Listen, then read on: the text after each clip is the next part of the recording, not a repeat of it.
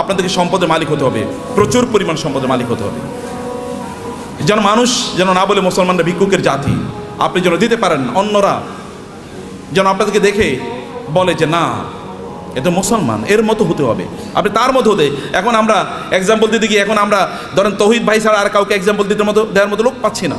মানে যারা দ্বীন প্র্যাকটিস করে, আবার অনেক সম্পদের তারা প্রবাহ তৈরি করেছে সমাজে, নিজেই কেবল সম্পদের মালিক হয় না, সম্পদের মালিক বানানোর রাস্তা তৈরি করে দিয়েছে।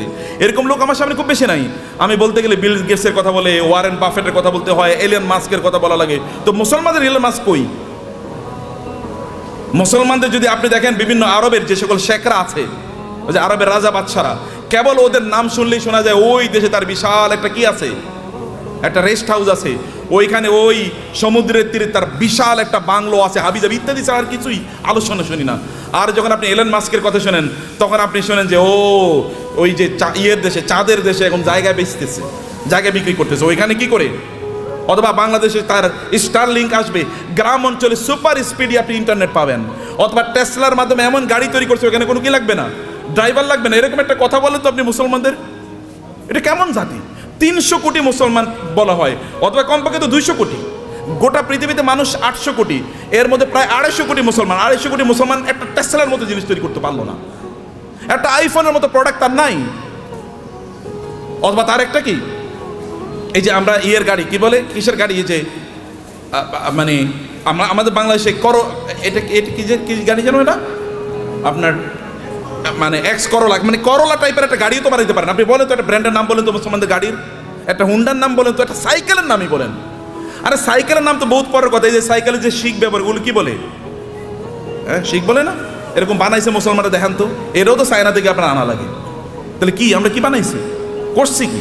কেবল খাও দাও ফুর্তি করো, দুনিয়াটা মস্ত বড়, এরকম টাইপ ছাড়া কোনো কিছু নাই। খাও ঘুমাও এবং সিনেমা দেখো আর ফেসবুক টিপাও। যে ফেসবুক বানাইছে ওর নিজেরও অ্যাকাউন্ট হয়তো বা নাই, কিন্তু আপনি এটা নিয়ে সারাদিন রাত ব্যস্ত আছেন। ও যে ইউটিউব বানাইছে, ওইটা ব্যবসায়ী হাউস তার, এখান থেকে সে বিলিয়নস অফ ডলার্স ইনকাম করে নিচ্ছে, কিন্তু আপনি ওইটাই দেখেন এবং আপনি বলেন পাগলের সুখ মনে মানে, আপনি আমি কত সুখী, সারা রাত বইরা সিনেমা দেখতেছি, মজা কারে বলে। Stupid lifestyle. নো, আল্লাহ আপনাকে এই জন্য তৈরি করেন নাই, হিউজ প্রোডাক্টিভিটি তৈরি করেছেন এবং আল্লাহর মার্সি আপনার উপর আছে। আল্লাহ সুবহানাহু ওয়া তাআলা আপনাকে সেরকম ক্যারিশমা দিয়ে তৈরি করেছেন এবং এই কারণে আপনার এলাকায় আপনি সবচেয়ে বেশি সম্পদের মালিক হন এবং এর মাধ্যমে আপনি ওই এলাকাটাকে উন্নয়নের কাজ করেন। ওইখানে এমন কোনো মসজিদ না থাকুক যে মসজিদে আপনার কন্ট্রিবিউশন নাই, এমন কোনো মাদ্রাসা না থাকুক যেখানে আপনার কন্ট্রিবিউশন নাই, এমন কোনো দিনী কাজ না থাকুক যেখানে আপনার কন্ট্রিবিউশন নাই। লোকেরা যখন চিন্তা করবে আমরা এখানে একটা দিনী কাজ করতে চাই, তখন সবার আগে আপনার নাম মনে পড়বে, অমুকের কাছে যাই। যেমনিভাবে লোকেরা কোনো দিনী কাজ করলে, রাসূলের কোনো দিনী কাজের প্রশ্ন দেখা দিলে তার সবার আগে মনে পড়তো কার নাম? আবু বকরের নাম, আবু বকর নাম মনে পড়তো, তো ওসমান নাম মনে পড়তো, কারণ কেউ তাদেরকে সুপারসিড করতে পারতো না। সম্মানিত ভাইয়েরা এবং বোনেরা, সে কারণে পজিটিভলি অ্যাক্টিভলি সময় কাটান। মনে রাখবেন প্রত্যেকটা সেকেন্ডের জন্য আল্লাহকে জবাবদিহি করতে হবে। আল্লাহর কাছে আপনাকে জবাবদিহি করতে হবে প্রত্যেকটা সেকেন্ডের জন্য। ওয়াল আসরি ইন্নাল ইনসানা লাফি খুসর, মানুষ সৃষ্টিগতভাবে বিপদের মধ্যে আছে। ইন্নাল ইনসানা লাফি খুসর, তবে ইল্লাল্লাযিনা আমানু ওয়া আমিলুস সালিহাত, যারা ঈমান এনেছে, ঈমান আনার পর ভালো কাজ করছে। যাকাত যদি ইসলামের তৃতীয় স্তম্ভ হয়, আমরা বলি নামাজ রোজা, নামাজ রোজা, আল্লাহ বলছেন নামাজ জাকাত, নামাজ জাকাত, নাকি আমরা কি বলি? নামাজ রোজা, কিন্তু আল্লাহ কি বলেছেন? নামাজ জাকাত। কারণ দুটোকে একসাথে বলেছেন। এই দুটোকে একসাথে আপনাকে যদি আপনি করতে পারেন, তাইলে তো আপনি ইসলামের 5টা স্তম্ভ আপনি পালন করলেন। আপনি 5টা স্তম্ভ কয়জন পালন করছেন এর মধ্যে আপনি বলেন, কেন 5টা স্তম্ভ আপনি পালন করলেন না? এই 5টা স্তম্ভের উপর তো ঘর নির্ভর করে, এই গোটা ইসলাম নির্ভর করছে 5টা স্তম্ভের উপর। আপনি কেন হজ করতে পারলেন না? আপনি কেন জাকাত দিতে পারলেন না? এই দুটো তো ইসলামের স্তম্ভ। আপনি কেমন নামাজ পড়িয়ে তেলে জান্নাতুল ফেরদাউসে চলে যেতে পারবেন নাকি? নো, অসম্ভব। সবগুলো একসাথে করে আপনি এমন একটা বিল্ডিং বানালেন একটা ইয়ের উপর, পিলারের উপর। এই বিল্ডিং কি পৃথিবীর সবচেয়ে স্থায়ী বিল্ডিং হবে? পিলার একটা মাত্র, যে কোনো সময় ধসে পড়ে যেতে পারে। শুধু নামাজের উপর নির্ভর করলেন, যে কোনো সময় ধসে পড়ে যেতে পারে। অতএব সবগুলোর উপর আপনার দিনকে প্রতিষ্ঠিত করা লাগবে। বুনিয়াল ইসলাম আলা খামসিন, শাহাদাতি আল্লাহ ইলাহা ইল্লাল্লাহ থেকে ওয়া হাজ্জিল বাইতি মান ইসতাতা ইলাইহি সাবিলা, সামর্থ্য অর্জন করা লাগবে আপনার, এবং অন্যরা আপনাকে দেখে শিখুক যে না এইরকম জীবনযাপন করা লাগে। মুসলমানদেরকে ব্যাপক পরিমাণ সম্পদের মালিক হতে হবে, এটা 1 নম্বর কথা। মুসলমানদেরকে সকল সম্পদের কি হতে হবে? মালিক হতে হবে। আল্লাহ তাআলা বলেছেন, ওয়ালাকাদ কাতাবনা ফিজ জাবুরি মিন বাদি যিকরি আন্নাল আরদা ইয়ারিসুহা ইবাদিয়াস সালিহুন। আমি আসমানি কিতাবগুলোতে এই কথা বলে দিয়েছি, এই জমিনের প্রকৃত মালিক, এই পৃথিবীর মালিক হচ্ছে দিনদার লোকেরা, আল্লাহওয়ালা লোকেরা, নামাজি লোকেরা, যাকাত যারা দেয়, হজ যারা করে, যারা মানুষের প্রতি অন্যায় আচরণ করে না, হালালভাবে জীবন যাপন করে, এই সকল ব্যক্তিরা এই জমিনের মালিক। এটা আমি আসমানি কিতাবে লিখে দিয়েছি। এখন যারা এই জাতীয় দিন প্র্যাকটিস করে, মুসলমান বলে নিজেদেরকে দাবি করে, তারা যদি একটু চেষ্টা করে, তাহলে এই জমিনের মালিক আমি তাদেরকে বানিয়ে দেব। এটা কে বলছেন? আল্লাহ তাআলা বলছেন। তাইলে আমাদের লাগবে কি বলেন তো? কেবল লাগবে চেষ্টা, কেবল লাগবে চেষ্টা। যদি আপনি চেষ্টা করেন, এই জমিনের মালিক আল্লাহ তাআলা আপনাদেরকে বানিয়ে দেবেন। আরবের মরুভূমিতে রাসূলুল্লাহ সাল্লাল্লাহু আলাইহি ওয়াসাল্লাম এসেছেন, কিছুই নাই আরবে, নাথিং ইজ দেয়ার। রব্বানা ইন্নী আসকানতু মিন যুররিয়াতি বিওয়াদিন গায়রি জি জারইন ইনদা বাইতিকাল মুহাররম রব্বানা লিইয়ুকিমুস সালাহ। ইব্রাহিম আলাইহিস সালামকে আল্লাহ নির্দেশ দিলেন, আপনার সন্তান এবং আপনার স্ত্রীকে মক্কার মরুভূমিতে রেখে আসেন। মরুভূমিতে এখনও কিন্তু কিছুই উৎপাদন হয় না, কারণ ওটা উৎপাদনের মতো না। ওইখানকার মাটি উৎপাদন করে না, ওইখানে পাথরে মাটি, এমনকি পাহাড়গুলো পর্যন্ত পাথরের। আমাদের দেশে তো পাহাড় হলো মাটির, কিন্তু সেখানে পাহাড় মাটির না, পাথরের পাহাড়। এখানে কিছুই উৎপাদন হয় না, এবং সেখানে কোনো সোর্স অফ ওয়াটারও নাই, পানিরও ব্যবস্থা নাই, জমজম ছাড়া কোনো পানির ব্যবস্থা নাই। তাহলে সেখানে উৎপাদন হবে কি দিয়ে? কিন্তু আল্লাহ তাআলা বললেন যে ইব্রাহিম আলাইহিস সালাম তার সন্তান এবং স্ত্রীকে এখানে রেখে এসে আল্লাহর কাছে দোয়া করলেন, হে আল্লাহ, এখানে রেখে গেলাম, এখানে তুমি আমার এই পরবর্তী প্রজন্মদের জন্য রিজিক হিসাবে ফল এর ব্যবস্থা করে দিও, ফল, ফ্রুটসের ব্যবস্থা করে দিও। এবং আপনি জানেন, এখনো যারা মক্কায় যান হজ বা উমরা করতে, আপনি গিয়ে দেখবেন পৃথিবীতে কোথাও যদি কোনো ফল উৎপাদন হয়, ওই ফল ওই পৃথিবীর ওই দেশে না পাওয়া গেলে ওটা মক্কায় পাওয়া যায়। ইব্রাহিম আলাইহিস সালামের দোয়া, 1000 বছর আগের দোয়া, আল্লাহ তাআলা কবুল করে নিয়েছেন। ইব্রাহিম আলাইহিস সালাম তার সন্তানকে রেখে গেলেন, তার স্ত্রীকে রেখে গেলেন। That was the effort which he has done. তার পক্ষে এতটুকুই করা দরকার ছিল, তিনি এতটুকুই করেছেন, বাকিটা আল্লাহ সুবহানাহু ওয়া তাআলা ব্যবস্থা করে দিয়েছেন। আল্লাহ তাআলা আপনাদেরকে লক্ষ্য করে বলেছেন, ওয়াইদ্দু লাহুম মাসতাতাতুম মিন কুওয়াতিন ওয়া বিররিবাতিল খাইলি তুরহিবুনা বিহি আদুওয়াল্লাহি ওয়া আদুওয়াকুম। আচ্ছা, পৃথিবীর এখন সবচেয়ে বেশি সম্পদ কি মুসলমানদের হাতে নাকি অমুসলমানদের হাতে বলেন তো? আপনি কি আমার কথা বুঝতে পারছেন? পেছন থেকে বুঝতে পারেন নাই? বুঝতে পারছেন আপনারা? বলেন তো পেছন থেকে। আচ্ছা, পৃথিবীর সকল বেশি সম্পদের মালিক কারা, মুসলমানরা না অমুসলমানরা? অমুসলমানরা। কেন? আল্লাহ বলছেন মুসলমানরা মালিক হবে বেশি, আর অমুসলমানরা কেন মালিক হলো? What is the problem? Problem কোথায়? প্রবলেম হলো আমরা মুসলমানরা কেবল নিজেকে কনজিউমার বানাইছি, আমরা নিজেকে প্রডিউসার বানাই নাই। পৃথিবীর সবচেয়ে বড় বড় ব্র্যান্ডগুলোর মালিক কারা বলেন তো? পৃথিবীর সবচেয়ে বড় বড় ব্র্যান্ডগুলোর মালিক কারা? সব মুসলমান। আপনি যদি লিভার ব্রাদার্সের কথা বলেন তাহলে কি? আপনি যদি অ্যাপলসের কথা বলেন, এমনকি অ্যামাজন, এটা তো একটা মার্কেটিং প্লেস, অথবা আলিবাবা, এগুলো সব মুসলমানরা তৈরি করছে, মানে অমুসলমানরা। সব কিছু, সকল ব্র্যান্ডের মালিক তারা। তাহলে আমরা কি করলাম? আমরা কেবল খাই, ঘুমাই আর টয়লেটে যাই, এর বাইরে কোনো কাজ নাই। এখন তো টয়লেটে যাওয়ার জন্য, আগে তো অন্তত আপনি টয়লেটে যাওয়ার জন্য বাসার বাইরে যাওয়া লাগতো, এখন তো বাসার বাইরে না, একেবারে বিছানার সাথে টয়লেট। কয়েকদিন পরে এমন টয়লেট বের হবে যে আপনি যেখানে শুইতেছেন ওইখানে টয়লেটের ব্যবস্থা হয়ে যাবে, বাইরে আর আপনার যাওয়ার দরকার নাই। কি প্যাথেটিক জীবন ব্যবস্থা! মুসলমানদের তো এটা করার কথা ছিল না। আল্লাহ তাআলা আপনাকে নির্দেশ করেছেন, ফাইজা কুদিয়াতিস সালাতু ফান্তাশিরু ফিল আরদি ওয়াবতাগু মিন ফাদলিল্লাহ। নামাজ শেষ মসজিদে বসে থাকা যাবে না। ওমর রাদিয়াল্লাহু তাআলার যুগে একদল যুবক নামাজের পর মসজিদে বসেছিলেন। ওমর লাঠি এনে তাদেরকে পিটাচ্ছেন, এখানে বসে আছো কেন? বলে, আমরা এখানে এমনি বসে আছি, আল্লাহ জিকির করছি। তোমাদের আয় ইনকাম করা লাগবে না, ব্যবসা বাণিজ্য, চাকরি বাকরি করা লাগবে না, আল্লাহ আমাদেরকে খাওয়াবে। আসমান থেকে আল্লাহ কবি রিজিক নাজিল করেছে, আসমান থেকে আল্লাহ বৃষ্টি নাজিল করে। বৃষ্টিকে জমিনের ফসলের জমিতে নিয়ে তারপরে ফসল উৎপাদন করা লাগে, তোমাকে সেটা করতে হবে। লাঠি নিয়ে এসে তাদেরকে পিটিয়ে বের করে দিয়েছেন, যাও চাষাবাদ করো, ফসল উৎপাদন করো, চাকরি বাকরি করো, ব্যবসা বাণিজ্য করো, এটাই তোমাদের কাজ। আল্লাহ সুবহানাহু ওয়া তাআলা কোরআনে সূরাতুল মুজাম্মিলে দুই ধরনের লোকের কথা বলেছেন। দুই ধরনের লোক তারা যুদ্ধে লিপ্ত আছে।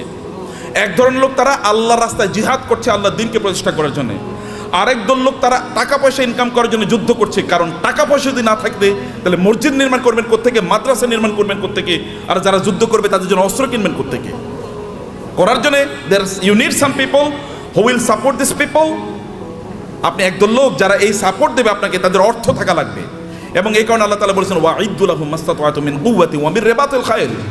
আল্লাহ তাআলা তার রাসূলকে বলেন, আপনি বলে দেন ওরা যেন ঘোড়ার আস্তাবল তৈরি করে, ওরা যেন ঘোড়া প্রোডাকশনের জন্য হাউস তৈরি করে। ঘোড়া প্রোডাকশন হাউস তৈরি করতে হলে কী কী লাগবে আপনি জানেন? আপনাকে ফার্ম তৈরি করতে হবে, ঘোড়ার ফার্ম। ঘোড়ার ফার্মে লাগে কি? ঘোড়ার ফার্মে লাগবে তাহলে ঘোড়াকে প্রজনন করার জন্য একটা পদ্ধতি লাগবে, রিপ্রোডাকশন প্রসেস লাগবে, এবং ডাক্তার লাগবে, কারণ এখানে বিভিন্ন ধরনের রোগ তৈরি হবে, রোগের চিকিৎসা করার জন্য। আবার এগুলো কি খাবারের জন্য ব্যবস্থা লাগবে, এগুলো খাবার আসবে কোত্থেকে? আরেকটা ইন্ডাস্ট্রি তৈরি হবে, যেমন এখন ফিশ ইন্ডাস্ট্রি তৈরি হবে। আবার এগুলোকে বিক্রি করার জন্য বাজার তৈরি হবে, মার্কেট প্লেস, বিশাল মার্কেট প্লেস, এবং সেখানে আবার কি ক্রেতা লাগবে, বিক্রেতা লাগবে, সেখানে আপনার ট্রেডার লাগবে, যারা ট্রেডিং করবেন এরকম লোকেরা লাগবে, যারা উৎপাদন করবে তারা লাগবে। আবার এদেরকে লালন পালন করার জন্য এই ঘোড়াগুলো একদল প্রশিক্ষিত লোক লাগে, যারা সার্ভিসম্যান, যারা সার্ভিস দেবেন। আবার এদেরকে মার্কেটে নিয়ে যাওয়ার জন্য একদল আপনার এজেন্ট লাগবে, অথবা আপনার যেমন এখানে এজেন্সি নিয়ে আপনার কাজ করছেন, এরকম আলাদা কিছু লোকেরা লাগবে যারা এগুলো নিয়ে যাবে এবং এগুলো তারা মার্কেট প্লেসে ব্যবহার করবে। ফলে আপনি যখনই আল্লাহ তাআলা বলেছেন যে আপনি ঘোড়ার আস্তাবল তৈরি করেন, ফার্ম তৈরি করেন, ফার্ম তৈরি করা মানে হচ্ছে বিশাল ইন্ডাস্ট্রি তৈরি করা। এবং এই ইন্ডাস্ট্রির কথা মুসলমানরা বুঝেছেন। প্রায় 1200 বছর জুড়ে রাসূলের আগমনের পর থেকে শুরু করে 1200 বছর জুড়ে গোটা পৃথিবীর সকল প্রায় ইন্ডাস্ট্রির মালিক ছিল মুসলমানরা, অধিকাংশ ব্র্যান্ডের মালিক ছিল মুসলমানরা। কিন্তু আমরা যখন এই ব্র্যান্ড থেকে বের হয়ে গেলাম, যখন আমরা মনে করলাম আমরা ওই যে বৈরাগী জীবনযাপন করলাম, খ্রিস্টানদের মতো বৈরাগী জীবনযাপন করা শুরু করে দিলাম, না আমি মাওলানা সাহেব, আমি ইমাম সাহেব, আমি কেবল আজান দেবো, আমার যা পয়সা লোকেরা যা দান সাদাকা করে এই দান সাদাকা খায় আমি বাঁচবো, এইরকম মানসিকতা যখন আমাদের তৈরি হয়ে গেল, আমি জাকাত খাবো, এইরকম মানসিকতা যখন তৈরি হয়ে গেল, তখন আমাদের কাছ থেকে চলে গিয়েছে অন্যদের কাছে নেতৃত্ব। পৃথিবী তারাই নেতৃত্ব প্রদান করে যাদের হাতে টাকা থাকে, এটা মনে রাখবেন। যাদের হাতে অর্থ থাকে তারাই পৃথিবী নিয়ন্ত্রণ করে। আমেরিকা কেন সুপার পাওয়ার? তাকে কেন ব্রিটিশরা সুপার পাওয়ার ছিল? কেন ফ্রান্স সুপার পাওয়ার? কেন ইউরোপ সুপার পাওয়ার? অথবা কেন এখন চায়না সুপার পাওয়ার হয়ে যাচ্ছে? কেন ইন্ডিয়া সুপার পাওয়ার হয়ে যাচ্ছে? আমরা কেন হতে পারছি না? It is only because we don't possess money, property. সম্পদ আমাদের কাছে নাই, টাকা আমাদের কাছে নাই। আমরা ভিক্ষা করলে ওদের কাছে ভিক্ষা করা লাগে। বাংলাদেশের উন্নয়নের জন্য টাকা আসে কোত্থেকে? আমেরিকা থেকে, ইউএস থেকে, অথবা ইউএসএইড দেবে, ইউএন দেবে, অথবা ওয়ার্ল্ড ব্যাংক দেবে ইত্যাদি। ওগুলো কি আমাদেরকে কি দেয়? সাদাকাই তো দেয়। জাকাত মানে জাকাত হয়তো বা তারা দেয় না, তারা সাদাকা দেয়, তারা চ্যারিটি করে, তারা দান করে আমাদেরকে। আর দান করা হাত, এই হাতই গোটা পৃথিবী নিয়ন্ত্রণ করবে। যে হাত দান গ্রহণ করে এই হাত পৃথিবী কোনোদিন নিয়ন্ত্রণ করতে পারে না। আল্লাহ সুবহানাহু ওয়া তাআলা কোরআনে উল্লেখ করেছেন যে আমরা যেন আকিমুস সালাতা আতুজ যাকাতা, নামাজ পড়ো জাকাত খাও। বুঝেন না আপনারা এখনো? আল্লাহ কি বলেছেন? নামাজ পড়ো জাকাত খাও, নাকি? কেন বুঝেন না? কথা বলছেন না কেন? আপনার এতগুলো লোক, কোনো আওয়াজ নাই। নামাজ পড়ো জাকাত খাও, নামাজ পড়ো। তোর জাকাত কবে দেবেন আপনি? আপনাকে জাকাত দেওয়ার মতো সম্পদের মালিক হওয়া লাগবে। আল্লাহ বলেছেন প্যারালাল। আপনি নামাজ পড়তেছেন, জাকাত দিতেছেন, আপনি তো পূর্ণ মুসলমানই হন নাই এখনো। জাকাত দেওয়ার মতো প্রপার্টি অর্জন করতে হবে। কেন আপনি বসে থাকেন? আপনার অলসতা। আল্লাহ রাসূল আল্লাহর কাছে দোয়া করেছেন, আল্লাহুম্মা ইন্নী আউযু বিকা মিনাল হাম্মি ওয়াল হাযান ওয়া মিনাল আজজি ওয়াল কাসাল। হে আল্লাহ, আমি অক্ষম অথবা অলস, এই দুটা থেকে আল্লাহর কাছে তিনি আশ্রয় চেয়েছেন। আমি অক্ষম যে আমি আয় ইনকাম করতে পারি, আমি অলস, আমি ইনকাম করার জন্য বাস রাস্তায় বের হই না, আমি বাজারে যাই না, আমি মানে প্রোডাকশন হাউস তৈরি করি না, অথবা আমি ট্রেডিং সেন্টার তৈরি করি না, আমি বৈশা থাকি আর খাই, এবং আমি তোমার কাছে মান্না সালোয়ার জন্য দোয়া করি, তুমি আমার জন্য মান্না সালোয়া পাঠাইও। এইরকম যেন আমি না হই। আমি যেন অ্যাক্টিভলি এঙ্গেজ থাকি সমাজে, আমি যেন কাজ করি সমাজে। আপনার নবী কি করেছেন? নবী হওয়ার আগেও তিনি বিজনেস করেছেন, নবী হওয়ার পরেও তিনি বিজনেস করেছেন। সাহাবায়ে কেরামদের মধ্যে দেখেন, আবু বকর রাদিয়াল্লাহু তাআলা যখন তিনি খলিফা হিসেবে তাকে নির্ধারণ করা হয়, তিনাকে খলিফা তৈরি করা হয়, তিনি যাচ্ছেন মাথায় কাপড়ের পুটলি নিয়ে তিনি বাজারে যাচ্ছেন। ওমর বলেন, আপনি যাচ্ছেন কই? বলে, বাজারে যাচ্ছে, আমার সংসার চলা লাগবে না? তিনি খলিফা। এখন প্রেসিডেন্ট যদি অথবা প্রাইম মিনিস্টার যদি ব্যবসা করে, আপনারা বলবেন হে তো ওইদিকে ব্যবসাও করে। কেন প্রাইম মিনিস্টার ব্যবসা করবে না? কেন প্রেসিডেন্ট কেন ব্যবসা করবে না? মন্ত্রী কেন ব্যবসা করবে না? করবে। ব্যবসা তো আমাদেরই করা উচিত, কারণ আমরা inherently by born, by virtue of our identity, আমরা মুসলিম হওয়ার কারণে, কোরআন ধারক এবং বাহক হওয়ার কারণে আমাদেরকে বিজনেস করা লাগবে। আমাদেরকে সম্পদ উপার্জনের করার জন্য আমাদেরকে এই পদ্ধতি আবিষ্কার করা লাগবে আমাদেরকে, সম্মানিত ভাইয়েরা। কিন্তু এটা হলো একটা দিক। কিন্তু এই সম্পদ যেন আমাকে কারুনের মতো না বানিয়ে ফেলায়। সম্পদ যেন কি না করে? কারণে যদি, তাহলে এক নম্বর কথা হচ্ছে আপনি নামাজও পড়বেন না, জাকাতও দেবেন। এখন থেকে আপনাকে সিদ্ধান্ত নিতে হবে যে এই রমাদান থেকে আপনি জাকাত দিতে পারবেন, এরকম চেষ্টা আপনি শুরু করবেন ইনশাআল্লাহ। নাকি বলেন? ভাই আপনার এলাকায় আপনি সবচেয়ে বড় ধনী হন, সমস্যা কি? সম্পদ উপার্জন করে হারাম নাকি? সম্পদ উপার্জন করা হারাম? নো। সম্পদ উপার্জন করা তো ফরজ, ইনকাম করা ফরজ, ইনকাম করা ফরজ। ইসলাম প্রচারে সবচেয়ে বেশি অবদান কার ছিল? আবু বকর। আবু বকরের চেয়ে মক্কায় ধনী কে ছিল? ইসলাম প্রচারের ক্ষেত্রে সবচেয়ে বেশি অবদান ছিল খাদিজাতুল কুবরা রাদিয়াল্লাহু তাআলা আনহার। খাদিজাতুল কুবরার চেয়ে মক্কায় ধনী নারী কে ছিল? ইসলাম প্রচারের ক্ষেত্রে, ইসলাম প্রতিষ্ঠার ক্ষেত্রে ওসমান ইবনে আফফান রাদিয়াল্লাহু তাআলার সবচেয়ে বেশি অবদান ছিল। এখনো আরবে, সৌদি আরবে, এখনো মদিনাতে ওসমান ইবনে আফফানের নামে এখনো ওই রকম বাগান আছে, যে বাগান থেকে এখনো যে উৎপাদন, এগুলো এখনো দিনের কাজে লাগে, এখনো চ্যারিটি হিসাবে সারা পৃথিবীতে সেগুলো টাকা পৌঁছে যায়। এখনো যে মক্কায় যে ক্লক টাওয়ার আপনারা দেখেন, এটা কিন্তু সাদাকা, এটা কিন্তু ওয়াকফের। এখানকার টাকা যা ইনকাম, এগুলো কিন্তু মানব কল্যাণে। আপনাদের দেশে হয়তো বা এখানকার কল্যাণে টাকা চলে আসে। তা আপনাকে তো এরকম অর্থবৃত্তের মালিক আপনাকে হওয়া দরকার, অর্থ ইনকাম করতে হবে, ফরজ। এর কারণে আপনি তখন, কারণ এদের অবস্থা দেখেন, আবু বকরের মতো গোটা পৃথিবীর সকল মুসলমানকে যদি একত্রিত করা হয়, আবু বকরকে যদি একত্রিত করা হয় রাদিয়াল্লাহু তাআলা আনহু, তাইলেও আবু বকরের আমলের দাড়িপাল্লাটা অনেক ভারী হয়ে যাবে। কেবল এবাদত করেই, এই তথাকথিত, এই যে কথিত যে এবাদত আছে, এই রিচুয়াল, আপনি নামাজ পড়লেন, কোরআন তেলাওয়াত করলেন, ইত্যাদি ইত্যাদি, এর মাধ্যমে এই জায়গায় যাওয়া যায় না। You need financial contribution to the establishment, to the preaching and the propagation of Islam. ইসলামকে মানুষের কাছে পৌঁছে দেওয়ার জন্য আপনার অর্থনৈতিক অবদান লাগবে। এই অবদানের কারণে আল্লাহ সুবহানাহু ওয়া তাআলা নামাজকে যেমনিভাবে ফরজ করে দিয়েছেন, তিনি আমাদের জন্য জাকাতকেও ফরজ করে দিয়েছেন। এখন আপনি বলবেন যে আমি টাকার মালিক হলে যেন জাকাত দেবো। আল্লাহ বলছেন তুমি টাকার মালিক হয়ে জাকাত দাও, তোমার জন্য ফরজ। টাকার মালিক হয়ে জাকাত, আল ইয়াদুল উলিয়া খায়রুম মিনাল ইয়াদিস সুফলা। দানের হাত আল্লাহর কাছে প্রিয়। যে ব্যক্তি দান করে তার যে মর্যাদা, যে নেয়ার মধ্যে কি সওয়াব আছে নাকি? যে ঠিক আছে ভাই, আপনি ভিক্ষা করেন রাস্তায়, ভাই আমার একটু দেন না, এরপরে আপনার আমল নামায় কেবল সওয়াব ঢুকতে থাকবে, সওয়াব ঢুকতে থাকবে নাকি? তাহলে সবাই ভিক্ষা, এবং মুসলমানরা প্রায় ভিক্ষার জাতি হয়ে গেছে। মাহফিল করলেও ভিক্ষা লাগে, মসজিদ বানাইলেও ভিক্ষা লাগে। কেমন অবস্থা এটা? এটা কেন আপনারা করলেন? আপনারা কেন ইসলামকে এরকম জায়গায় নিয়ে আসছেন? আমরা কেন নিয়ে আসি? আমি আলেমদের কথা বলছি, আপনাদের বলছি না। কেন এই জায়গায় নিয়ে আসবেন? এই জায়গায় আনার কথা ছিল না। You do something in order to earn money. আপনি মর্যাদার সাথে পৃথিবীতে বেঁচে থাকবেন, আপনি দেবেন, এরকম জায়গায় আপনি যাবেন। ওমর রাদিয়াল্লাহু তাআলার যুগে জাকাত নেওয়ার মতো লোক পাওয়া যায় নাই। মুসলমানদের অবস্থা দেখেন, মরুভূমিতে, আফ্রিকাতে লোকজন আফ্রিকা থেকে জাকাতের টাকা নিয়ে এসে ওমর কাছে আসে, ওমর রাদিয়াল্লাহু তাআলার কাছে আসে। ওমর বলে এগুলো কি? বলে জাকাতের টাকা। এখানে নিয়ে আসছে কেন? মদিনায় তো জাকাত নেওয়ার মতো কোনো লোক নাই, মক্কায় জাকাত নেওয়ার মতো কোনো লোক নাই। আমাদের আফ্রিকাতেও তো জাকাত নেওয়ার মতো কোনো লোক নাই, কর্ম কি?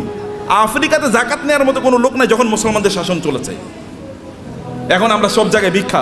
আফ্রিকা মানে হচ্ছে ভিক্ষুকের জাতি, অথবা আন্ডার ডেভেলপ, লিস্ট ডেভেলপড, অথবা সবচেয়ে অনুন্নত দেশ। বাংলাদেশ মানে হচ্ছে ফকিরের দেশ, আমরা এরকম মনে করে থাকি। আপনাদেরকে দায়িত্ব নিতে হবে এই বাংলাদেশের মুসলমানদেরকে, অথবা এই সমগ্র জাতিকে অবশ্যই দারিদ্র থেকে অথবা এই ভিক্ষাবৃত্তি থেকে জাতিকে উদ্ধার করতেই হবে আমাদেরকে।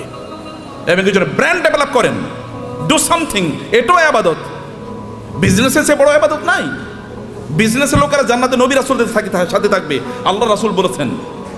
যারা বিজনেস করে, সৎ বিজনেস করে, তারা নবী রাসূলদের সাথে থাকবে জান্নাতে। অন্যরা কিন্তু এরকম থাকতে পারবে না। আমার মতো এরকম খালি দাওয়াত দিয়ে গেলাম আর আপনার কাছে আসলাম, আশা করছি কিছু টাকা দিলে এরপরে আমার সংসারটা চলবে, আছে কিনা এরকম? আপনার প্রফেশন কি? ব্যবসা কি? আপনার চাকরি কি? কলে আমি ওয়াইজ হলো আমার চাকরি। ওয়াইজ কোনো চাকরি নাকি? ওয়াজ কি কোনো চাকরি? কিন্তু আমাদের দেশে এটা চাকরি হয়ে গেছে। আপনার চাকরি কি? আমি ইমামতি হলো আমার চাকরি? নো, ইমামতি চাকরি না। আমার এরকম হওয়া দরকার ছিল। আমার সাইড বিজনেস আছে, বাকি কাজগুলো আমি এভাবে করি। প্রিয় ভাইরা, বলছিলাম 10 মিনিট, মনে 10 মিনিট হয়ে গেছে। আচ্ছা, লাস্ট 2-3 মিনিট আপনাদেরকে শেষ করে দিই। তার মধ্যে না ভাই আছেন, যে শেখরা আছেন, ওনার কথা বলবেন। আপনারা তো প্রচণ্ড রাগান্বিত পৃথিবীতে, তাই না? রাগ করছেন তো কথা শুনে? আচ্ছা, পেছন থেকে কানো আওয়াজই শুনি না, ঘটনা কি? এই পিছনে একটু ক্যামেরাটা ধরেন তো দেখি সবাই আছে কিনা, জীবিত জীবিত আছেন নাকি? মাশাআল্লাহ মাশাআল্লাহ মাশাআল্লাহ। একটু হাতটা নাড়ান তো দেখি, হাতের ব্যায়াম হোক। গুড, ঠিক আছে, নামান, হাত নামান। ভাইরা আমার, সম্পদের মালিক হওয়ার জন্য আমি আপনাকে অনুপ্রাণিত করছি। আপনার সম্পদের মালিক হন, কিন্তু সম্পদের মালিক কারুনের মতো হওয়ার জন্য করবেন না। আল্লাহ সুবহানাহু ওয়া তাআলা সূরাতুল কাসাসে কারুনের ঘটনা বলেছেন। যদি সময় পান তাহলে আজকে বাসায় গিয়ে সূরাতুল কাসাসে এই কারুনের আয়াতগুলো, যেখানে আল্লাহ তাআলা বলেছেন ইন্না কারুনা, আয়াত নাম্বার হচ্ছে 40 থেকে শুরু করে 76 থেকে শুরু করে কারুনের ঘটনা পড়বেন। সূরাতুল কাসাস। ইন্না কারুনা কানা মিন কওমি মূসা ফাবাগা আলাইহিম ওয়া আতাইনাহু মিনাল কুনুজি মা ইন্না মাফাতিহাহু লাতানু বিল উসবাতি উলিল কুওয়া ইয ক্বালা লাহু কওমুহু লা তাফরাহ ইন্নাল্লাহা লা ইউহিব্বুল ফারিহিন। আল্লাহ সুবহানাহু ওয়া তাআলা বলেছেন, কারুনের গল্প আমাদেরকে বলছেন। তাহলে আমার আলোচনা দুটো পার্ট। এর একটা পার্ট আমি শেষ করলাম। আপনাদেরকে সম্পদের মালিক হতে হবে, প্রচুর পরিমাণ সম্পদের মালিক হতে হবে, যেন মানুষ যেন না বলে মুসলমানরা ভিক্ষুকের জাতি। আপনি যেন দিতে পারেন, অন্যরা যেন আপনাদেরকে দেখে বলে যে না, এ তো মুসলমান, এর মতো হতে হবে, আপনি তার মতো হতে। এখন আমরা এক্সাম্পল দিতে গিয়ে এখন আমরা ধরেন তৌহিদ ভাই ছাড়া আর কাউকে এক্সাম্পল দেওয়ার মতো লোক পাচ্ছি না। মানে যারা দিন প্র্যাকটিস করে, আবার অনেক সম্পদের তারা প্রবাহ তৈরি করেছে সমাজে, নিজেই কেবল সম্পদের মালিক হয় না, সম্পদের মালিক বানানোর রাস্তা তৈরি করে দিয়েছে। এরকম লোক আমার সামনে খুব বেশি নাই। আমি বলতে গেলে বিল গেটসের কথা বলে, ওয়ারেন বাফেটের কথা বলতে হয়, এলিয়ন মাস্কের কথা বলা লাগে। তো মুসলমানদের এলিয়ন মাস্ক কই? মুসলমানদের যদি আপনি দেখেন, বিভিন্ন আরবের যে সকল শেখরা আছে, ওই যে আরবের রাজা বাদশারা, কেবল ওদের নাম শুনলেই শোনা যায় ওই দেশে তার বিশাল একটা কি আছে, একটা রেস্ট হাউস আছে, ওইখানে ওই সমুদ্রের তীরে তার বিশাল একটা বাংলো আছে, হাবিজাবি ইত্যাদি ছাড়া আর কিছুই আলোচনা শুনি না। আর যখন আপনি এলন মাস্কের কথা শোনেন, তখন আপনি শোনেন যে ওই যে ইয়ের দেশে, চাঁদের দেশে এখন জায়গায় বেচতেছে, জায়গায় বিক্রি করতেছে। ওইখানে কি করে? অথবা বাংলাদেশে তার স্টার লিঙ্ক আসবে, গ্রাম অঞ্চলে সুপার স্পিডে আপনি ইন্টারনেট পাবেন। অথবা টেসলার মাধ্যমে এমন গাড়ি তৈরি করছে, ওখানে কোনো কি লাগবে না, ড্রাইভার লাগবে না। এরকম একটা কথা বলেন তো আপনি মুসলমানদের, এটা কেমন জাতি? 300 কোটি মুসলমান বলা হয়, অথবা কমপক্ষে তো 200 কোটি। গোটা পৃথিবীতে মানুষ 800 কোটি, এর মধ্যে প্রায় 250 কোটি মুসলমান। 250 কোটি মুসলমান একটা টেসলার মতো জিনিস তৈরি করতে পারলো না, একটা আইফোনের মতো প্রোডাক্ট তার নাই। অথবা তার একটা কি, এই যে আমরা ইয়ের গাড়ি কি বলে, কিসের গাড়ি, এই যে মানে আমরা আমাদের বাংলাদেশে এটা কি গাড়ি জানো, এটা আপনার মানে এক্স করোলা, মানে করোলা টাইপের একটা গাড়িও তো বানাইতে পারেন। আপনি বলেন তো একটা ব্র্যান্ডের নাম বলেন তো মুসলমানদের গাড়ির, একটা হুন্ডার নাম বলেন তো, একটা সাইকেলের নামই বলেন। আরে সাইকেলের নাম তো বহুত পরের কথা। এই যে সাইকেলের যে শিখ ব্যবহার, ওগুলো কি বলে? হ্যাঁ, শিখ বলে না? এরকম বানাইছে মুসলমানরা, দেখেন তো, এরও তো চায়না থেকে আপনার আনা লাগে। তাহলে কি আমরা কি বানাইছি, করছি কি? কেবল খাও দাও ফুর্তি করো, দুনিয়াটা মস্ত বড়, এরকম টাইপ ছাড়া কোনো কিছু নাই। খাও, ঘুমাও এবং সিনেমা দেখো আর ফেসবুক টিপাও। যে ফেসবুক বানাইছে ওর নিজেরও অ্যাকাউন্ট হয়তো বা নাই, কিন্তু আপনি এটা নিয়ে সারাদিন রাত ব্যস্ত আছেন। ও যে ইউটিউব বানাইছে, ওইটা ব্যবসায়ী হাউস তার, এখান থেকে সে বিলিয়নস অফ ডলার্স ইনকাম করে নিচ্ছে, কিন্তু আপনি ওইটাই দেখেন এবং আপনি বলেন পাগলের সুখ মনে মানে, আপনি আমি কত সুখী, সারা রাত বেরা সিনেমা দেখতেছি, মজা কারে বলে? Stupid lifestyle. নো, আল্লাহ আপনাকে এই জন্য তৈরি করেন নাই, হিউজ প্রোডাক্টিভিটি তৈরি করেছেন এবং আল্লাহর মার্সি আপনার উপর আছে। আল্লাহ সুবহানাহু ওয়া তাআলা আপনাকে সেরকম ক্যারিশমা দিয়ে তৈরি করেছেন এবং এই কারণে আপনার এলাকায় আপনি সবচেয়ে বেশি সম্পদের মালিক হন এবং এর মাধ্যমে আপনি ওই এলাকাটাকে উন্নয়নের কাজ করেন। ওইখানে এমন কোনো মসজিদ না থাকুক যে মসজিদে আপনার কন্ট্রিবিউশন নাই, এমন কোনো মাদ্রাসা না থাকুক যেখানে আপনার কন্ট্রিবিউশন নাই, এমন কোনো দিনী কাজ না থাকুক যেখানে আপনার কন্ট্রিবিউশন নাই। লোকেরা যখন চিন্তা করবে আমরা এখানে একটা দিনী কাজ করতে চাই, তখন সবার আগে আপনার নাম মনে পড়বে, অমুকের কাছে যাই। যেমনিভাবে লোকেরা কোনো দিনী কাজ করলে, রাসূলের কোনো দিনী কাজের প্রশ্ন দেখা দিলে তার সবার আগে মনে পড়তো কার নাম? আবু বকরের নাম, আবু বকর নাম মনে পড়তো, অথবা ওসমান নাম মনে পড়তো, কারণ কেউ তাদেরকে সুপারসিড করতে পারতো না। সম্মানিত ভাইয়েরা এবং বোনেরা, সে কারণে পজিটিভলি, অ্যাক্টিভলি সময় কাটান। মনে রাখবেন প্রত্যেকটা সেকেন্ডের জন্য আল্লাহকে জবাবদিহি করতে হবে। আল্লাহর কাছে আপনাকে জবাবদিহি করতে হবে প্রত্যেকটা সেকেন্ডের জন্য। ওয়াল আসরি ইন্নাল ইনসানা লাফি খুসর, মানুষ সৃষ্টিগতভাবে বিপদের মধ্যে আছে।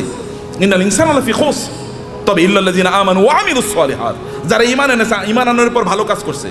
যাকাত যদি ইসলামের তৃতীয় স্তম্ভ হয়, আমরা বলি নামাজ রোজা, নামাজ রোজা, আল্লাহ বলছেন নামাজ জাকাত, নামাজ জাকাত, নাকি আমরা কি বলি? নামাজ রোজা, কিন্তু আল্লাহ কি বলেছেন? নামাজ জাকাত। কারণ দুটোকে একসাথে বলেছেন। এই দুটোকে একসাথে আপনাকে যদি আপনি করতে পারেন, তাইলে তো আপনি ইসলামের 5টা স্তম্ভ আপনি পালন করলেন। আপনি 5টা স্তম্ভ কয়জন পালন করছেন এর মধ্যে? আপনি বলেন কেন 5টা স্তম্ভ আপনি পালন করলেন না? এই 5টা স্তম্ভের উপর তো ঘর নির্ভর করে, এই গোটা ইসলাম নির্ভর করছে 5টা স্তম্ভের উপর। আপনি কেন হজ করতে পারলেন না? আপনি কেন জাকাত দিতে পারলেন না? এই দুটো তো ইসলামের স্তম্ভ। আপনি কেমন নামাজ পড়িয়ে তেলে জান্নাতুল ফেরদাউসে চলে যেতে পারবেন নাকি? নো, অসম্ভব। সবগুলো একসাথে করে আপনি এমন একটা বিল্ডিং বানালেন একটা ইয়ের উপর, পিলারের উপর। এই বিল্ডিং কি পৃথিবীর সবচেয়ে স্থায়ী বিল্ডিং হবে? পিলার একটা মাত্র, যে কোনো সময় ধসে পড়ে যেতে পারে। শুধু নামাজের উপর নির্ভর করলেন, যে কোনো সময় ধসে পড়ে যেতে পারে। অতএব সবগুলোর উপর আপনার দিনকে প্রতিষ্ঠিত করা লাগবে। বুনিয়াল ইসলাম আলা খামসিন, শাহাদাতি আল্লাহ ইলাহা ইল্লাল্লাহ থেকে ওয়া হাজ্জিল বাইতি মান ইসতাতা ইলাইহি সাবিলা, সামর্থ্য অর্জন করা লাগবে আপনার, এবং অন্যরা আপনাকে দেখে শিখুক যে না এইরকম জীবনযাপন করা লাগে। অন্যরা আপনাকে দেখুক এরকম জীবনযাপন। কিন্তু আপনি সম্পদ উপার্জন করার একমাত্র কারণ যেন না হয় কারুন টাইপের জীবনযাপন করা। কারুন টাইপের জীবনযাপন করা কি? আল্লাহ সুবহানাহু বলেছেন, ইন্না কারুনা কানা মিন কওমি মূসা ফাবাগা আলাইহিম। কারুন ছিল মূসা আলাইহিস সালামের তার বংশের লোক, অর্থাৎ বনি ইসরায়েলের লোক। কিন্তু এই বনি ইসরায়েলের উপরে সে জুলুম অত্যাচার করা শুরু করে দিয়েছে। যেমন আমাদের দেশে দেখবেন, আমাদের দেশে লোকেরা ব্যবসা করতেছে কিন্তু টাকা পাচার করতেছে অন্য দেশে। আছে কিনা এরকম? বুঝেন না আপনারা? ব্যবসা করতেছে এই দেশের মানুষের, কিন্তু টাকা পাচার করতেছে আরেক দেশে। আরেক দেশের ব্যাংকে গিয়ে তার সকল টাকা খুঁজে পাওয়া যায়। এর চেয়ে বড় জালিম আল্লাহর জমিনে আর হতে পারে না। কারণ আপনি যেখানে ইনকাম করেছেন ওই অঞ্চলের মানুষের হক আছে আপনার উপর, কারণ তাদেরকে দিয়ে আপনি ইনকাম করেছেন, তাদের উন্নয়নের জন্য আপনাকে কাজ করা লাগবে। ফেরাউনি মানে কারুনি টাইপ এরকম, যে কারণ এরকম করেছে কিন্তু সেই লোকজনের উপর সে জুলুম এবং অত্যাচার চালিয়ে দিল। এবং তার কি পরিমাণ সম্পদ ছিল আল্লাহ তাআলা বলেছেন যে ওয়া আতাইনাহু মিনাল কুনুজি মা ইন্না মাফাতিহাহু লাতানু বিল উসবাতি উলিল কুওয়া। যে তার এত সম্পদ আল্লাহ তাআলা তাকে দিয়েছেন, সে কিন্তু গরিব একটা জাতির একজন, গরিব জাতি মানে হচ্ছে বনি ইসরায়েল। বনি ইসরায়েল কিন্তু কৃতদাস, ফেরাউন তাদেরকে কৃতদাস বানিয়ে রেখেছিল, তাদেরই একজন, কিন্তু প্রচুর পরিমাণ সম্পদের মালিক হয়েছে। সম্পদের মালিক হয়েছে এদের মাঝে ব্যবসা করার কারণেই, ব্যবসা করার মাধ্যমে। কিন্তু এবং তার এত পরিমাণ সম্পদ যে তার সম্পদগুলো সোনা দানা এগুলো যেই সিন্ধুকে রাখতো, ওই সিন্ধুকগুলোর চাবি বহন করার জন্য একটা বিশাল গ্রুপ অফ পিপল লাগতো। কি পরিমাণ তার সিন্ধুক ছিল, কি পরিমাণ সম্পদ ছিল তার। এরকম সম্পদ এর মালিক হওয়ার পরে এরপরে তিনি কি করেছেন? তিনি প্রচণ্ড অহংকারী জীবনযাপন করতেন, আনন্দ ফুর্তি নিয়ে ব্যস্ত থাকতেন। ভালো করে শুনুন, আপনাদের গল্প বলছি। আনন্দ ফুর্তি কি? অনেক টাকা। অতএব আজকে ফ্যামিলি সহ চিন্তা করতো আজকে আমরা কক্সবাজারের ট্যুরে যাব। ওকে, কক্সবাজারের ট্যুর শেষ, মজা শেষ, ওইখানে আনন্দ ফুর্তি করে আগামীকাল আমরা সাজেকে যাব। সাজেকের মজা শেষ সিলেটে যাব, সিলেটের মজা শেষ সিঙ্গাপুরে যাব, সিঙ্গাপুরের মজা শেষ আমেরিকা যাব, না এরপরে কানাডাতে যাব। একটার পর একটা খেবল ঘুরে বেড়াচ্ছে, আনন্দ ফুর্তি করছে, আর ফেসবুকে পোস্ট দিচ্ছে আলহামদুলিল্লাহ আমি খুব ভালো আছি। এরকম যখন পোস্ট দেয় তখন কি হয়? আপনি কেবল আনন্দ ফুর্তি করে বেড়াচ্ছেন। এবং এই সবচেয়ে সুন্দর সিনেমা কোনটা এসছে? চলো সিনেফ্লেক্সে আমরা গিয়ে সিনেমা দেখে আসবো। সিনেফ্লেক্সে ঢোকার আগে এরকম একটা বিশাল বড় ফেসবুকে একটা পোস্ট দিয়ে বললো, এখন মাত্র সিনেফ্লেক্সে আমি ঢুকতেছি সিনেমা দেখার জন্যে। মানুষের দেখাচ্ছে তার প্রচুর পরিমাণ সম্পদ। এবং বিশাল গাড়ি হাঁকিয়ে যখন তিনি গ্রামে যান, ওইখানে উইন্ডো খোলেন না, অথবা তার এলাকায় যখন যান তখন তিনি মহা অহংকারী, কেউ তার কাছেও আসতে পারে না। অনেক পরিমাণ সম্পদ আর আছে, এটা কেবলমাত্র নিজের ভোগ বিলাসের জন্য তিনি ব্যবহার করছেন এবং ব্যয় করছেন। কেবল নিজের ভোগ ছাড়া অন্য কোনো কিছু নাই তার নিজের, কারণ সে নিজে মনে করে যে আমি ইনকাম করেছি, আমি নিজেই ভোগ করব। এবং কারণ কিন্তু একই কাজ করেছে। কারণকে তার সম্প্রদায়ের লোকেরা বলেছে, তুমি এত অহংকার করো না, তুমি এত আনন্দ ফুর্তি নিয়ে ব্যস্ত থেকো না, তুমি যিনি তোমাকে সম্পদ দিয়েছেন তার প্রতি কিছু কৃতজ্ঞ থাকো। ওয়াবতাগি ফীমা আতাকাল্লাহু দারুল আখিরাহ। আল্লাহ তোমাকে যে সম্পদ দিয়েছেন এই সম্পদকে ব্যবহার করে আখেরাত অর্জন করো, অর্থাৎ জান্নাত অর্জন করো। সম্পদ ব্যবহার করে অধিকাংশ লোকই জান্নাত অর্জন করে না, জাহান্নাম অর্জন করে। বলেন তো অধিকাংশ লোকের কি অবস্থা? জাহান্নাম। কিন্তু তাসমিয়া কসমেটিক্স আপনারা যারা আছেন, সম্পদকে উপার্জন করে জাহান্নাম অর্জন করবেন না আপনারা ইনশাআল্লাহ। কারণ আপনাদের সামনে আল্লাহর রহমতে এমন একজন লিডিং এক্সাম্পল আছেন। আমি তাওহীদ ভাইয়ের কথা আরও বলি, এত বেশি কাজ করেন তিনি দিনই, এটা আপনারা হয়তো বা জানেন না, আমি কিছু জানি। দ্য আইস মানে টিপ অফ দি আইসবার্গ, মানে বিশাল বড় অথবা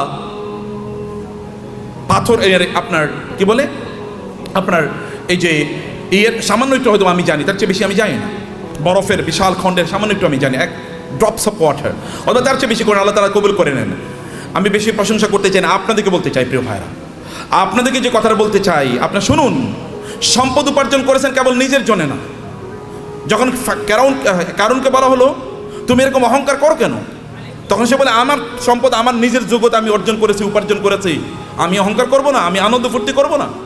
আমার তো থাকবে গাড়ি একটা না, গাড়ি 10টা থাকবে। এবং আপনি মানে খাবেন হচ্ছে এতটুকু, কিন্তু আপনি 10 জনের খাবার আপনি নষ্ট করবেন। আপনার লাগবে একটা, কিন্তু আপনি 10টা ব্যবহার করছেন। আপনার শার্ট আছে প্রায় 200, কোনটা যে কবে পড়বেন আপনি জানেন না। যদি প্রতিদিন একটা করে পড়েন তাইলে এরপরে সর্বশেষ শার্টটা পরার জন্য 3 বছর পরে শার্ট পরতে পারবেন। এইভাবে আপনি আপনার লাইফস্টাইলকে তৈরি করে রেখেছেন। এটা ছাড়া আপনি কোনো কিছুই বোঝেন নাই। এবং মানুষকে আপনি দেখিয়ে বেড়ান আপনি কী পরিমাণ সম্পদের মালিক হয়েছেন। সম্পদের মালিক ব্যক্তি তার নিজের যোগ্যতা হতে পারে না। আপনি তাওহীদ ভাইকে জিজ্ঞেস করে দেখেন, সম্পদের মালিক হওয়ার জন্য আল্লাহর স্পেশাল অনুমোদন লাগে, আল্লাহর রহমত লাগে। আল্লাহ রহমত না দিলে কোনোদিন কেউ সম্পদের মালিক হতে পারে না।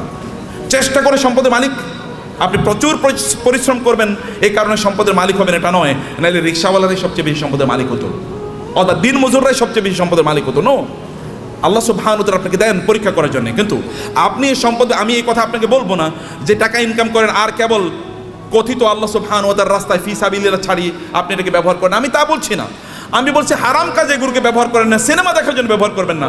লেটেস্ট কি সিনেমা তৈরি হয়েছে, এটা নিয়ে কিনে নিয়ে আসো এবং সবাইকে নিয়ে আনন্দ ফুর্তি করে বেড়াবেন, অথবা আপনার ছেলে মেয়ে ওয়াইফ ইত্যাদিকে নিয়ে, বাচ্চাদেরকে নিয়ে আপনি যাবেন বিভিন্ন জায়গায় বেড়ানোর জন্য, আনন্দ ফুর্তিতে মেশে থাকবেন, লাল পানি খাবেন অথবা জুয়া খেলবেন অথবা অন্যান্য ফুর্তি ফ্যাশন করে বেড়াবেন, সেখানে কোনো দিনী পরিবেশ নাই, দিনী কোনো আচরণ নাই, এবং এর মধ্যে আপনি আনন্দ খুঁজে বেড়াচ্ছেন। আপনার টাকা আপনি এইভাবে ব্যয় করছেন, এই অর্থ ব্যয়ের মাধ্যমে আপনি জান্নাত কিনছেন না জাহান্নাম কিনছেন? আপনি কিনছেন জাহান্নাম, অথচ আল্লাহ অনুগ্রহ করে আপনাকে সম্পদ দিয়েছেন। আপনার সম্পদ ব্যবহার করে আপনি জান্নাত কেনেন। এগুলোকে হালাল উপায় ব্যবহার করলে আপনার জান্নাত কেন হয়ে যায়? আপনি হালালভাবেই চলেন, নো প্রবলেম। এমনকি আপনার স্ত্রীর জন্য যদি আপনি গোলাপ ফুল কিনে নিয়ে যান, সেটাও আপনার জন্য কি, সেটাও কি সাওয়াব। বলবে নতুন ফতুয়া নিয়ে আইছে, নতুন ফতুয়া, এটাই পুরান ফতুয়া, এটাই পুরান ফতুয়া। আপনার স্ত্রীর জন্য আপনি টাকা ইনকাম করেছেন, স্ত্রীর জন্য গোলাপ ফুল কিনে নিয়ে যান, তার জন্য নতুন একটা আইটেম কিনে নিয়ে যান এবং তাকে খুশি করেন, কারণ তাইলে আপনার সংসার ঠিক থাকবে, আপনার সন্তানটা ঠিক মতো চলবে। এটাও কি, এটাও দিনদারি, এটাও ইবাদত। অতএব আপনি হালাল পথে আপনার সম্পদগুলো ব্যবহার করেন, এর মাধ্যমে আপনি ওয়াবতাগি ফিমা আতাকাল্লাহু দারুল আখিরা ওয়ালা তানসা নাসিবাকা মিনাদ দুনিয়া। আমি বলি না আপনি সাজেকে যাবেন না, আমি বলি না সিলেটে যাবেন না, আমি বলেছি ওখানে যান এবং আপনার সন্তানকে নিয়ে আপনি সেখানে জামাতের সাথে নামাজ আদায় করুন। লোকেরা দেখুক যে পর্যটনে এসেও তারা কি করছে, জামাতে তারা নামাজ আদায় করছে, মিস করছে না। আপনি বিচে তখন যান যখন নামাজের সময় না, লোকেরা দেখুক যে তিনি নামাজকে প্রায়োরিটি প্রদান করছেন। লোক ওইখানে গিয়েও আপনি দান সাদাকা করুন, লোকেরা দেখুক যে লোকটা আল্লাহ সুবহানাহু ওয়া তাআলাকে আনন্দ করতে এসে আল্লাহকে বলেন নাই, আল্লাহকে তিনি তার প্রায়োরিটির মধ্যে রেখেছেন। ওইখানে আপনি গিয়েছেন, এখন অর্ধ উলঙ্গ হয়ে আপনি ঘুরবেন না। আপনার স্ত্রী, তিনি সেখানে পর্দার মধ্যে থাকবেন না, আপনি তাকে দেখিয়ে দেখিয়ে শো পিসের মতো, চিড়িয়াখানার চিড়িয়ার মতো তাকে এরকম দেখায় দেখায় বেড়াবেন, এরকম করবেন না। তাইলে আপনি কি হলো, আপনার সম্পত্তি আপনি জান্নাত উপার্জন করলেন, জাহান্নাম আপনি উপার্জন করলেন না। আপনার সম্পদের কারণে অন্যকে ছোট তুচ্ছ তাচ্ছিল্য করে দেখবেন না, দেখাবেন না। আপনার ড্রাইভার, তাকে তুই করে বলা, আপনার সন্তানও তাকে তুই করে বলে, আপনি তুই করে বলছেন। আপনার বাসায় বুড়ো মহিলারা কাজ করে, তাদেরকে আপনি তুই করে বলছেন, আপনি নিজেও তুই করে বলছেন, আপনার বাচ্চারও তুই করে বলে। এটা কেমন কথা হলো? তিনি তো আপনার মায়ের সমান বয়সের, আল্লাহ তাকে না দিয়ে পরীক্ষা করছেন, আপনাকে দিয়ে পরীক্ষা করছেন। লাইফস্টাইলে অহংকার যদি কেউ করে, তাহলে কারণের অবস্থা কি হয়েছিল? এত ব্যাপক পরিমাণ সম্পদ, লোকেরা তাকে দেখলে বলতো, আহা, কারণের মতো যদি সম্পদ আমার থাকতো, আমাদের থাকতো। কিন্তু কোনো এক সময় কারণের এই আনকন্ট্রোল জীবনযাপনের কারণে আল্লাহ তাকে ধ্বংস করে দিয়েছেন, মাটির নিচে তাকে এবং তার সম্পদকে মাটির নিচে পুঁতে দিয়েছেন। তখন লোকেরা বলো, আল্লাহ আমাদেরকে বাঁচিয়েছেন, আমরা কারণের মতো হই নাই, আল্লাহ আমাদেরকে বাঁচিয়েছেন। সম্মানিত ভাইরা, আপনার সম্পদের প্রতি অন্যের অধিকার আছে, এই অধিকারগুলো দান করুন। মনে করবেন আল্লাহ যদি আপনাকে দেয়, তাহলে আপনার লাইফস্টাইলই কেবল বাড়াবেন না। আগে গাড়ি ছিল সাধারণ গাড়ি, এখন আপনি মার্সিডিজ ব্যান কিনলেন, মার্সিডিজ ব্যানজে এখন চলেন, এখন BMW কিনবেন। BMW এখন এগুলো সেকেলে, এগুলো এখন ছোটো লোকেরা ব্যবহার করে। এখন আপনার একটা প্রাইভেট জেট লাগবে, এখন আপনার প্রাইভেট জেটেও চলে না, এখন আপনার কি লাগবে? এখন আর আপনি বাংলাদেশ থাকেন, এখন আপনি ধরেন কোথাও আপনি এই দেশে এরকম ছোটো দেশে মানুষ থাকে নাকি? এখন আপনি অন্য দেশে চলে গেছেন, এখানে আপনি আসেনও না, এখানকার মানুষের প্রতি আপনার কোনো দায়ও নাই, দায়িত্ব নেই। এখানকার টাকা পয়সা লুট করে, ব্যাংকের টাকা লুট করে এবার আপনি অন্য দেশে গিয়ে পালিয়ে চলে গেছেন। এরকম যেন কোনো অবস্থা না হয়। আপনাকে নিশ্চয়ই আপনাকে এই দেশের মানুষের প্রতি আপনার যে দায় আছে, এই দায়িত্ব আপনাকে পালন করতে হবে।